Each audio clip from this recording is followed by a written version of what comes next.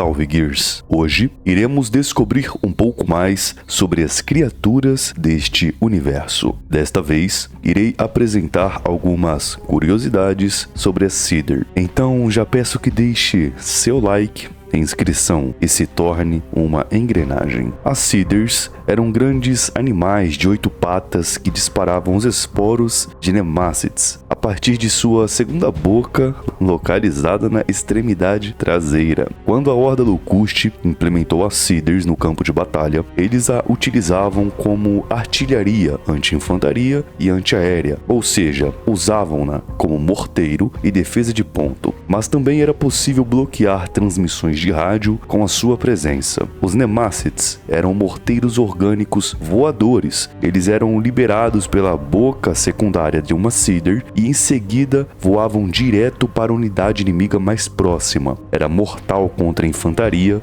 e helicópteros, mas poderiam ser afetados por ondas de rádio. Quando os Nemácids não são usados como projéteis, eles pairam no ar, espalhando uma tinta nociva que servia para embaralhar as transmissões dos inimigos, chegando a negar o espaço aéreo ou a dificultar a transmissão de dados de alvos para o satélite Martelo da Aurora, impedindo assim o uso desta arma por falta de informações. No entanto, os Nemácids são pouco resistentes. Armas de baixo calibre são capazes de neutralizar essas criaturas. As Seeders são talvez os seres mais bizarros utilizados pela Horda Locuste. Cada um destes canhões vivos é literalmente alimentado por sua própria munição. A boca, na sua parte traseira, ou seja, a responsável por cuspir o disparo, é na realidade o ânus da criatura. O Locuste Drone permanece no mesmo buraco com a Seeder e as munições Nemácids. Ele a alimenta com o Nemácid e o projétil atravessa o seu corpo e é disparado para fora. Os Locustes usam as Seeders como uma espécie de canhão de artilharia vivo. Quando em batalha, os Seeders permanecem estacionados com a sua parte frontal vulnerável de seus corpos no subsolo e com suas partes traseiras, que são blindadas, expostas. Mirar é desnecessário, pois os Nemácids podem procurar seus alvos enquanto estão voando, mas se a Seeder estiver ferida ou em pânico, pode sair totalmente de sua posição com o objetivo de se preservar. Podemos ver a implementação das Seeders ao longo dos jogos da franquia Gears, tanto como morteiros, como bloqueadores de sinais e artilharia antiaérea. Uma criatura versátil e muito útil para a extinta Horda Locuste. Gears, este foi o vídeo de hoje. Espero que tenham gostado e não deixe de compartilhar com seus amigos e de conferir os demais vídeos do canal. Tenham um excelente fim de semana